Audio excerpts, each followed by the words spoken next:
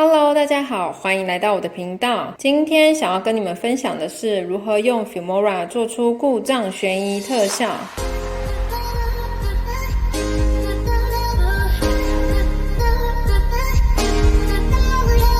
如果你是第一次来到这个频道，这个频道是关于自主学习和生活的记录。目前主要分享的内容是 Filmora 的剪片教学。如果你对这样的内容有兴趣的话，欢迎订阅我的频道，也别忘了按一下旁边的小铃铛，就不会错过我新影片的通知哦。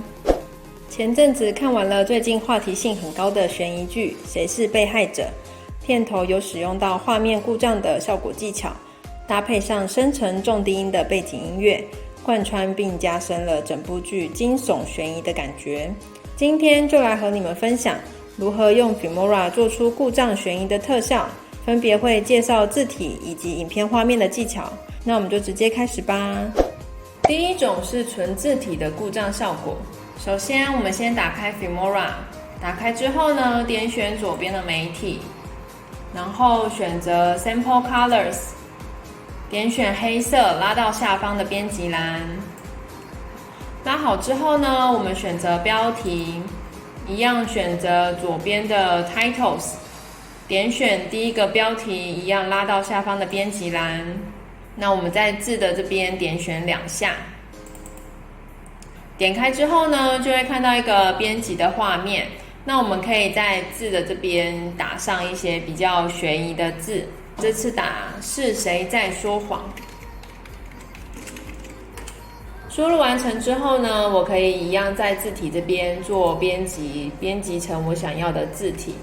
选择完字体之后呢，一样右边可以点选你想要的字体大小。下方有字的间距跟行的间距，我这边也做一些调整，让字看起来比较大一点。完成之后呢，我就点选好。接下来我来到转场这边，在搜索这边搜寻 Deposit， 拼法是 DEPOSIT。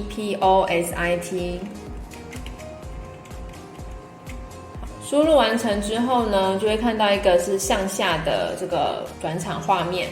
那我们把它拉到下方的字体这边，可以先调整这个转场的时间长。那更改的方式呢，是点选2下，然后来到时长这边，我把它调成3秒钟。好，调整完之后呢，就点选好。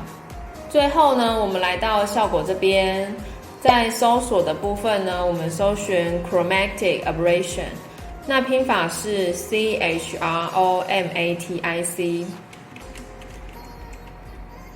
一样我们把它拉下来到上方这边的编辑栏。拉下来之后呢，我们可以在旁边做预览。好，这样子就是我们想要的，就是有点故障的效果。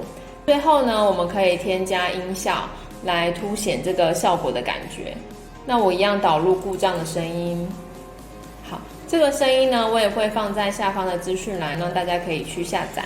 接下来呢，把声音拉到下方的编辑栏，然后我们一样再去做一次预览。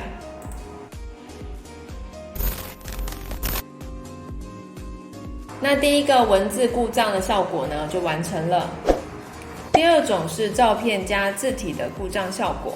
那我们一样用刚刚我们使用的画面。只要把刚刚的黑幕的部分呢换成照片或影片就可以了。那我选择黑色的这个画面，然后按删除。在媒体的部分呢，导入我要的照片。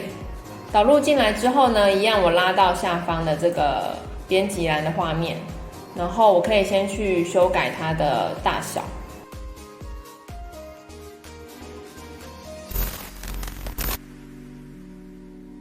这样就是我们要的效果，就是有照片或影片以及字的故障画面的效果。另外，如果你只要有照片，不要有字的故障效果的话，一样就是把字跟转场的部分做删除，然后一样留下照片画面和效果，这样就可以了。这个影片也会同步分享在我的 Instagram、IGTV 上。欢迎在影片下方留言或追踪我的 Instagram 并 tag 我，让我知道你有使用这个特效技巧。今天的影片就分享到这边。如果喜欢这支影片，别忘了帮我按喜欢，并分享给有需要的朋友。如果对剪片或 Filmora 有任何的问题，都欢迎在下方留言告诉我哦。